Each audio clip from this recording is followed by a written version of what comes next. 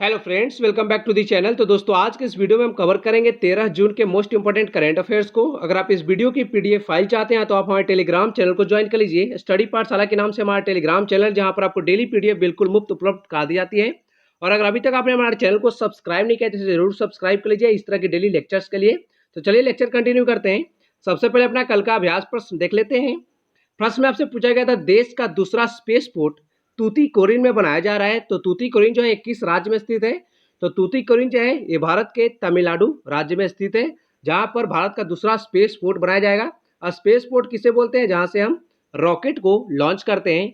और भारत का पहला स्पेस पोर्ट जो है आंध्र प्रदेश के नेल्लौर जिले में श्रीहरिकोटा में है, याद रखिएगा। और दूसरा कहां पर बनाया जाएगा? तमिलनाडु के तूतीकोरिन में। दूसरा प्रश्न आपसे पूछा गया था, इनमें से किस राज्य से मेघालय की सीमा लगती है? तो मेघालय की सीमा जो है भारत के एकमात्र राज्य असम के साथ लगती है। आगे देखते हैं मेघालय की लोकेशन। यहाँ पर देखिए हमारा प्यारा भारत, और भारत में यहाँ पर देखिए ये सारे उत्तर पूर्वी राज्य हैं। तो उत्तर पूर्वी राज्य में यहाँ पर देखो ये है मेघालय। मेघालय की राजधानी शिलोंग। और मेघालय भारत का एकमात्र ऐसा राज्य है जो कि एकमात्र राज्य और एकमात्र देश के साथ सीमा बनाता है। अगर आपसे कोई ये पूछ दे कि भारत का ऐसा कौन सा राज्य है जो सिर्फ एक राज्य और एक देश के साथ सीमा बनाता है, तो होगा मेघालय। राज्य में अगर बात करें तो असम के साथ इसकी सीमा लगती है, और अगर देश में बात की जाए तो बांग्लादेश के साथ इसकी सीमा लगती है, याद रखना। मेघालय जो है असम के अलावा किसी और दूसरे राज्य से सीमा नहीं बनाता है। आगे देखते हैं आज का करंट अफेयर्स। और पहला प्रश्न हमारा, प्रतिवर्ष विश्व बाल श्रम निषेध दिवस यानी world day against child labour कब मनाया जाता है? तो यह प्रतिवर्ष 12 जून को मनाया जाता है। डिटेल्स देखते हैं। तो विश्व बाल श्रम निषेध दिवस की हम बात कर रहे हैं। प्रतिवर्ष कब मनाया जाता है? तो प्रतिवर्ष 12 जून को मनाया जाता है। 2020 की थीम क्या है? तो थीम जरूर याद रखिएगा, काफी इंपॉर्टेंट होता है, थीम पूछा आता है एग्जाम्स में। तो कोविड-19 protect children from child labour now more than ever 2020 की थीम है। उद्देश्य क्या है इस दिवस को मनाने का? तो बाल मजदूरी के खिलाफ जागरूकता फैलाने और 14 साल से कम उम्र के बच्चों को इस काम से निकालकर उन्हें शिक्षा दिलाना इस दिवस को मनाने का उद्देश्य है। किसके द्वारा यह दिवस मनाया जाता है? तो इंटरनेशनल लेबर ऑर्गेनाइजेशन के द्वारा यह दिवस मनाया जाता है। इंटरनेशनल लेबर ऑर्गेनाइजेशन का स्थापना हुआ था 1919 में। इसका मुख्यालय स्विट्जरलैंड के जिनेवा में, याद रखिएगा। और इसके अभी जो अध्यक्ष है वो है गाय राइडर, नाम जरूर याद रखिएगा। पहली बार विश्व बाल श्रम निषेध दिवस कब मनाया गया था? तो पहली बार ये दिवस जो है 2002 में मनाया गया था। आगे देखते हैं अगला प्रश्न। प्रश्न हमारा, हाल ही में नेशनल इंस्टीट्यूशनल रैंकिंग फ्रेमवर्क जारी किया गया है। इसमें कौन सा संस्थान जो है शीर्ष पर रहा है? तो नंबर 1 पे रहा है यहाँ पर आईआईटी मद्रास। डिटेल्स देखते हैं। यहाँ पर देखिए एनआईआरएफ रैंकिंग की हम बात कर रहे हैं। तो पहले तो आपको ये पता होना चाहिए किसके द्वारा यह जारी किया जाता है और किसके द्वारा जारी किया गया है। तो मानव संसाधन विकास मंत्रालय जो है इसके द्वारा प्रतिवर्ष जारी किया गया है। और अभी हमारे मानव संसाधन विकास मंत्री रमेश पोखरियाल निशंक जी हैं, तो उन्होंने इस बार की रैंकिंग ये जारी की है, याद रखिएगा। अगर आपसे कोई मंत्रालय पूछे तो मानव संसाधन विकास मंत्रालय बताना है। और अभी जारी किसके द्वारा किया गया है? तो जो भी हमारे मंत्री हैं मानव संसाधन विकास मंत्रालय के, रमेश पोखरियाल जी, उन्होंने ये रैंकिंग जारी की है। अगर ओवरऑल देखा जाए तो पहले स्थान पर है आईआईटी मद्रास, दूसरे स्थान पर है आईआईएससी बेंगलुरु, याद रखिएगा। और अलग अलग कैटेगरी में इसकी रैंकिंग जारी की जाती है। तो अगर इंजीनियरिंग कैटेगरी में अगर आप देखोगे तो आईआईटी मद्रास पहले स्थान पर है। विश्वविद्यालयों की कैटेगरी में अगर आप देखते हैं तो इंडियन इंस्टीट्यूट ऑफ साइंस जो है बेंगलुरु, यह विश्वविद्यालयों में नंबर 1 पर है। कॉलेजों की अगर कैटेगरी में देखा जाए, अगर मान लो कि बेस्ट कॉलेज कौन है हमारे भारत का, तो है दिल्ली का मिरांडा कॉलेज, याद रखना। और लगातार 30 बार से यह प्रथम स्थान पर बना हुआ है। और यहाँ पे देखिए डेंटल कॉलेजों की पहली बार रैंकिंग जारी की गई है। तो डेंटल कॉलेजों में नंबर 1 पे है Maulana Azad institute of dental sciences, जो कि दिल्ली में है। यह इस बार पहले स्थान पर है। तो जो महत्वपूर्ण कैटेगरी थी उसको मैंने यहाँ पर सिर्फ आपके लिए रखा है। चलो आगे देखते हैं। अगला प्रश्न है, विश्व का सबसे लंबा प्लेटफॉर्म भारत के किस राज्य में बनाया जा रहा है? तो विश्व का सबसे लंबा प्लेटफॉर्म की बात हो रही है, ये भारत के कर्नाटक राज्य में बन रहा है, हुबली स्टेशन पर। चलो डिटेल्स देखो। यहाँ पर देखिए कर्नाटक के हुबली स्टेशन पर दुनिया का सबसे बड़ा रेलवे प्लेटफॉर्म बन रहा है, याद रखिएगा। यहाँ सिर्फ भारत की नहीं बात हो रही है, पूरे विश्व की बात हो रही है। तो विश्व का सबसे लंबा रेलवे प्लेटफॉर्म कहाँ बन रहा है? कर्नाटक के हुबली स्टेशन पर, याद रखना। और ये भारत का ही नहीं, दुनिया का सबसे लंबा रेलवे प्लेटफॉर्म होगा, याद रखना। और जो उत्तर प्रदेश का गोरखपुर है, ये वर्तमान में पूरे विश्व का सबसे लंबा प्लेटफॉर्म है। तो इसे पीछे छोड़कर जो कर्नाटक का हुबली स्टेशन है ये हो जाएगा सबसे बड़ा रेलवे प्लेटफॉर्म, याद रखना। और हुबली स्टेशन जो है दक्षिण पश्चिमी रेलवे जोन के अंतर्गत आता है और दक्षिणी पश्चिमी रेलवे जोन का मुख्यालय हुबली स्टेशन पर ही है, ये भी आपको पता होना चाहिए। रेलवे जोन के जो प्रवक्ता है उन्होंने कहा है कि प्लेटफॉर्म नंबर 1 जो है हुबली स्टेशन का उसे 10 मीटर चौड़ा किया जा रहा है और साथ में ही 550 मीटर पहले इसकी लंबाई थी उसे अब बढ़ाकर कितना किया जा रहा है, 1400 मीटर, याद रखना।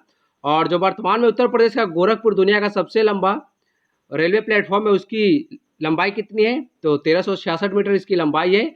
और हुबली की जो हुबली स्टेशन में बनाया जाएगा प्लेटफॉर्म उसकी लंबाई कितनी होगी, 1440 मीटर, याद रखना। और गोरखपुर जो है यह उत्तर पूर्व रेलवे जोन का मुख्यालय है, पता होना चाहिए आपको। चलो आगे देखते हैं अगला प्रश्न। प्रश्न में आपसे पूछा जा रहा है हाल ही में गार्गो इंटरनेशनल का ब्रांड एम्बेसडर किसे बनाया गया है। तो गार्गो इंटरनेशनल के ब्रांड एम्बेसडर बन गए हैं जो अभी काफ़ी ज़्यादा न्यूज में है, सोनू सूद, जिन्होंने काफ़ी ज़्यादा लेबर्स को और जितने भी लोग हमारे राज्य के दूसरे राज्य में फंसे हुए थे उनको घर पहुंचाने इन्होंने काफ़ी ज़्यादा मदद की है। तो काफ़ी ज़्यादा न्यूज में सोनू सूद जी, जरूर याद रखिएगा, जिन्हें गार्गो इंटरनेशनल का ब्रांड एम्बेसडर बनाया गया है। आप कमेंट बॉक्स में लिखकर बताइए कि रोहित शर्मा को हाल ही में किसका ब्रांड एम्बेसडर बनाया गया है, कमेंट बॉक्स में लिखिए। चलिए आगे देखते हैं अगला प्रश्न। हाल ही में किसे 2020 के विश्व खाद्य पुरस्कार से सम्मानित किया गया है। तो जो 2020 का विश्व खाद्य पुरस्कार है इससे सम्मानित किया गया है रतन लाल जी को, याद रखिएगा। यहाँ पर आप उनकी तस्वीर देख सकते हैं। आगे देखते हैं डिटेल्स। तो भारतीय मूल के अमेरिकी मृदा वैज्ञानिक डॉक्टर रतन लाल को कृषि क्षेत्र का प्रतिष्ठित विश्व खाद्य पुरस्कार से सम्मानित किया गया है, याद रखिएगा। रतन लाल को कृषि क्षेत्र का जो सबसे प्रतिष्ठित पुरस्कार है विश्व खाद्य पुरस्कार, इससे सम्मानित किया गया है। और विश्व खाद्य पुरस्कार जो है इसे कृषि क्षेत्र का नोबेल पुरस्कार भी कहा जाता है, याद रखिएगा। आप कमेंट बॉक्स में लिखकर बताओ कि जो मैथमेटिक्स है उसके क्षेत्र में जो पुरस्कार दिया जाता है जिसके बोलते हैं कि मैथमेटिक्स क्षेत्र का नोबेल पुरस्कार है, उसका नाम क्या है। जैसे कि यहाँ पर देखो कृषि क्षेत्र का नोबेल पुरस्कार माना जाता है विश्व खाद्य पुरस्कार को, उसी तरह का मैथमेटिक्स क्षेत्र का भी किसी को नोबेल पुरस्कार माना जाता है, उसका नाम कमेंट बॉक्स में लिखिए। और अगर बात करें रतन लाल जी की तो इन्होंने मिट्टी की गुणवत्ता में सुधार कर छोटे किसानों की काफ़ी ज़्यादा मदद की है, इसलिए इन्हें यह पुरस्कार से सम्मानित किया गया है। और मृदा के अध्ययन को हम बोलते हैं पेडोलॉजी, याद रखिएगा। मृदा के अध्ययन को क्या बोलते हैं हम, पेडोलॉजी बोलते हैं, ये भी आपको पता होना चाहिए। विश्व खाद्य की यहाँ पर बात हो रही है तो विश्व खाद्य दिवस जो है हम 16 अक्टूबर को प्रतिवर्ष मनाते हैं। और विश्व खाद्य सुरक्षा दिवस जो है ये हम प्रतिवर्ष 7 जून को मनाते हैं, याद रखना। और हाल ही में विश्व खाद्य सुरक्षा दिवस के दिन ही FSSAI ने राज्य खाद्य सुरक्षा सूचकांक 2019-20 जारी किया है। तो इसमें बड़े अगर राज्यों में बात करें तो गुजरात नंबर 1 पे है और छोटे राज्यों में गोवा पहले स्थान पर है, जरूर याद रखिएगा। और हाल ही में FSSAI के नए CEO बने हैं अरुण सिंघल, आपको ये भी पता होना चाहिए। यहाँ पर देखो सी ऑप्शन में अरुण सिंघल जो है हाल ही में FSSAI के नए CEO बने हैं। आगे देखते हैं अगला प्रश्न। हाल ही में किस राज्य सरकार ने जगन्नाथ चेदोडू योजना की शुरुआत की है। तो जगन्नाथ जो है चेदोडू योजना जो है ये आंध्र प्रदेश के द्वारा शुरू किया गया है। यहाँ पे देखो आंध्र प्रदेश के मुख्यमंत्री हैं जगन मोहन रेड्डी जी। आगे यहाँ पर देखो डिटेल्स। आंध्र प्रदेश के मुख्यमंत्री YS जगन मोहन रेड्डी ने कोविड-19 महामारी के कारण अपनी आजीविका जुटाने में असमर्थ टेलर्स, नाई और वॉशरमैन को वित्तीय सहायता प्रदान करने के लिए जगन्नाथ चेदोडू योजना की शुरुआत की है। इस योजना के अंतर्गत होगा क्या, जो भी 60 वर्ष से कम आयु के 2.47 लाख लाभार्थी हैं उन्हें 10,000 रुपये की एक मुश्त वित्तीय सहायता प्रदान की जाएगी, याद रखिएगा। और आंध्र प्रदेश में आपको पता होगा आंध्र प्रदेश की जो राजधानी आगे जाके बनेगी अमरावती, वहाँ पर हमारे देश का 25वां हाईकोर्ट बना है, पता होना चाहिए आपको। और आंध्र प्रदेश में ही हमारा 18वां रेलवे जोन बना है जिसका मुख्यालय जो है विशाखापट्टनम में है। तो आंध्र प्रदेश में 18वां रेलवे जोन बना है और 25वां हाईकोर्ट बना है, याद रखना। आगे देखते हैं। और 18वां रेलवे जोन जो उसका नाम क्या है, दक्षिण तटीय रेलवे जोन, जिसका मुख्यालय विशाखापट्टनम में है। अगला प्रश्न। हाल ही में किसे medal of the order of Australia से सम्मानित किया गया है। तो medal of the order of Australia से किसे सम्मानित किया गया है, तो इनका नाम है शोभा शेखर जी। यहाँ पर आप उनकी तस्वीर देखिए। और ऑस्ट्रेलिया की अगर हम बात करें तो ऑस्ट्रेलिया की राजधानी कैनबरा है और यहाँ के प्रधानमंत्री हैं स्कॉट मॉरिसन। चलो आगे देखते हैं। यहाँ पर देखो भारतीय संगीतकार और ऑस्ट्रेलिया के कलाकृति संगीत संगठन के संस्थापक शोभा शेखर को medal of the order of the Australia से सम्मानित किया जाएगा। यह पुरस्कार ऑस्ट्रेलिया में समुदाय या वैश्विक अथवा घरेलू स्तर पर किए गए उत्कृष्ट योगदान के लिए व्यक्तियों को प्रदान किया जाता है, याद रखना। और हाल ही में जावेद अख्तर को रिचर्ड डॉकिंस पुरस्कार से सम्मानित किया गया है और यह पुरस्कार पाने वाले पहले भारतीय बन गए हैं, तो इनका भी नाम जरूर याद रखिएगा। और कौन सा पुरस्कार मिला है? रिचर्ड डॉकिंस पुरस्कार। आगे देखते हैं अगला प्रश्न। हाल ही में शंभू एस कुमारन को किस देश में भारत का राजदूत नियुक्त किया गया है? तो शंभू एस कुमारन जो है ये भारत के अगले राजदूत बन गए हैं फिलीपींस देश में, याद रखिए। यहाँ पे देखिए शंभू जी की तस्वीर है। चलो आगे देखते हैं। और हाल ही में जो नए राजदूत हमारे बने वहाँ पर देख लो, पूरी लिस्ट यहाँ पे मैंने रखी है हाल ही में जो नियुक्तियाँ हुई हैं। तो सुशील कुमार सिंघल जो है ये पापुआ न्यू गिनी में भारत का नया उच्चायुक्त बने हैं। रवीश कुमार को फिनलैंड में भारत का अगला राजदूत नियुक्त किया गया है। सीबी जॉर्ज को कुवैत में उच्चायुक्त नियुक्त किया गया है। गायत्री आई कुमार जो है हाल ही में ब्रिटेन की उच्चायुक्त नियुक्त की गई हैं। और राहुल श्रीवास्तव जो है ये रोमानिया में भारत के अगले राजदूत बने हैं। और मोनिका मेहता जो है हाल ही में स्विट्जरलैंड में भारत के अगले राजदूत नियुक्त किए गए हैं। तो यहाँ पे जितने भी नियुक्ति हुई है राजदूतों और उच्चायुक्त की, सबकी मैंने यहाँ पे नाम लिख रखा है। चलो आगे देखते हैं।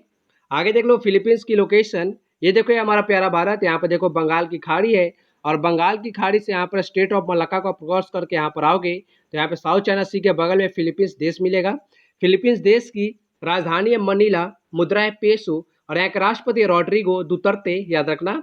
और फिलीपींस की मनीला में ही एशियाई विकास बैंक का मुख्यालय है। आप कमेंट बॉक्स में मुझे लिखकर बताएंगे एशियाई विकास बैंक के अभी अध्यक्ष कौन है, उनका नाम जरूर कमेंट बॉक्स में लिखिएगा। आगे देखते हैं। आगे हमारे कल के प्रश्नों का रिवीजन तो फटाफट रिवाइज कर लेते हैं। पर्यावरण प्रदर्शन सूचकांक यानी इन्वायरमेंट परफॉर्मेंस इंडेक्स जो 2020 में जारी किया गया, इसमें भारत कौन से स्थान पर है? तो इन्वायरमेंट परफॉर्मेंस इंडेक्स में भारत जो 168वें स्थान पर है। 180 देशों की रैंकिंग की जाती है, इसमें भारत जो है 168वें स्थान पर है। नंबर 1 पर है डेनमार्क, याद रखना।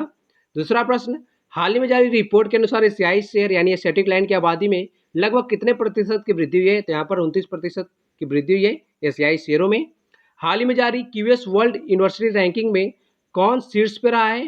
तो यहाँ पर मैसाचुसेट्स इंस्टीट्यूट ऑफ टेक्नोलॉजी जो है अमेरिका का, यह नंबर 1 पर रहा है। इंटरनेशनल वेट लिफ्टिंग फेडरेशन ने किस भारतीय वेट लिफ्टर को डोपिंग के आरोपों से मुक्त कर दिया है? तो यह मणिपुर की वेट लिफ्टर है संजीता चानू जी, याद रखना। आगे देखते हैं। हाल ही में महासागरों के सबसे गहरे बिंदु तक पहुंचने वाली पहली महिला कौन बनी है? तो इनका नाम है कैथी सुलिवन, याद रखना। और कैथी सुलिवन जो है आठवीं व्यक्ति बने हैं जो यहाँ पर जो हमारा चैलेंजर डीप है, जो कि हमारा पृथ्वी का सबसे गहरा बिंदु माना जाता है, वहां तक पहुंचने वाली 8वीं व्यक्ति बनी है और महिलाओं में पहली महिला है जो सबसे गहरे बिंदु तक पहुंची है, याद रखना। और चैलेंजर डीप जो है ये मैरियाना ट्रेंच में है और मैरियाना ट्रेंच जो है ये प्रशांत महासागर में है, याद रखना। हाल ही में किस राज्य सरकार ने ट्रूनेट मशीनों को कमीशन किया है? तो उत्तर है उत्तर प्रदेश। मर्सर के 2020 कॉस्ट ऑफ लिविंग सर्वे के अनुसार प्रवासियों के लिए भारत का सबसे महंगा शहर कौन सा है? तो भारत का सबसे महंगा शहर जो है वो है मुंबई शहर, याद रखना। और अगर पूरे विश्व में बात करें तो विश्व का सबसे महंगा शहर है हांगकांग, याद रखना। अगला प्रश्न, हाल ही में किस देश के राष्ट्रपति पियरे नकुरुंजीजा का निधन हो गया? तो पियरे नकुरुंजीजा जो है ये राष्ट्रपति थे बुरुंडी देश के। तो हमने रिवाइज कर लिया यहाँ पे कल के प्रश्नों को। आगे आपके लिए आज का अभ्यास प्रश्न जिसका उत्तर आप सभी नीचे कमेंट बॉक्स में देंगे। प्रश्न आपसे पूछा गया जा रहा है, ब्रिटेन में भारत का अगला उच्चायुक्त किसे नियुक्त किया गया है? तो ऑप्शन है रवीश कुमार, गायत्री आई कुमार, सुशील कुमार सिंघल, सीबी जॉर्ज। तो उत्तर सही नीचे कमेंट बॉक्स में लिखिए। और यहाँ पे जितने भी नाम है किसी न किसी देश में भारत के राजदूत या उच्चायुक्त नियुक्त किए हैं, तो सभी के बारे में आपको लिखना है नीचे कमेंट बॉक्स में। इनमें से किस राज्य से मणिपुर की सीमा नहीं लगती है? तो मणिपुर से कौन सा राज्य ऐसा जो सीमा नहीं लगाता या सीमा नहीं टच करता है, वो कमेंट बॉक्स में लिखना है। आपका ऑप्शन है असम, नागालैंड, मिजोरम और अरुणाचल प्रदेश। दोनों प्रश्नों का सही उत्तर नीचे कमेंट बॉक्स में लिखकर सही उत्तर आपको मैं कल बताऊंगा। तो आज का करंट अफेयर्स यहीं पर समाप्त होता है और जनवरी का जो महत्वपूर्ण प्रश्नों का हम रिवीजन कर रहे हैं उसका आज एक वीडियो आएगा आपके लिए शाम तक, तो उसे भी जरूर देखिएगा। तो आज का लेक्चर यहीं पे समाप्त करते हैं। वीडियो को लाइक करिए, ज़्यादा से ज़्यादा लोगों के साथ शेयर करिए। Thank you for watching video. Thank you so much.